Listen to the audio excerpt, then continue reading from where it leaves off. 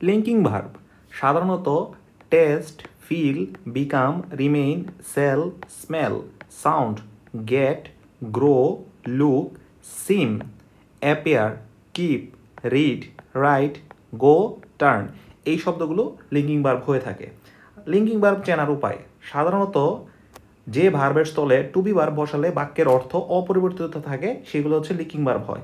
যেমন honey taste sweet, এখানে verb হচ্ছে টেস্ট। এখন আমি যদি টেস্টের বদলে to be verb is use করি তাহলে হানি ইজ সুইট আর হানি টেস্ট সুইট, অর্থাৎ অর্থের তেমন কোনো পরিবর্তন ঘটতেছে না। সো এখানে টেস্ট হচ্ছে লিঙ্কিং ভার্ব।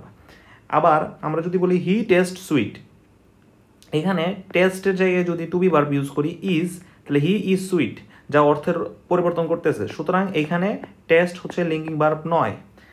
আবার আরেকটা উদাহরণ যদি দেই, রাইস সেলস চিপ, এইখানে সেলসের বদলে যদি আমি to be verb is use করি রাইস ইজ চিপ, তাহলে অর্থের তেমন কোনো পরিবর্তন হচ্ছে না। সুতরাং এখানে সেল হচ্ছে লিঙ্কিং ভার্ব। আবার হি সেলস রাইস, এখানে সেলসের পরিবর্তে যদি আমরা ইজ ইউজ করি টু বি ভার্ব, তাহলে আবার অর্থের পরিবর্তন হচ্ছে। সুতরাং এটা হচ্ছে লিঙ্কিং ভার্ব নয়।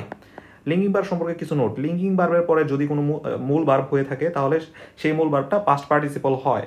যেমন উই বিকাম অ্যাস্টনিশ অথবা অ্যাস্টনিশ, কোনটা সঠিক? বিকাম, বিকাম হচ্ছে এখানে লিঙ্কিং ভার্ব, এরপরে ভার্ব হিসেবে ভার্বের পাস্ট পার্টিসিপল ফর্ম হবে, তাহলে এখানে অ্যাস্টনিশ হবে না, এখানে কি হবে? অ্যাস্টনিশড। আরেকটা কথা, লিঙ্কিং ভার্বের পরে যা বসে তাই কমপ্লিমেন্ট।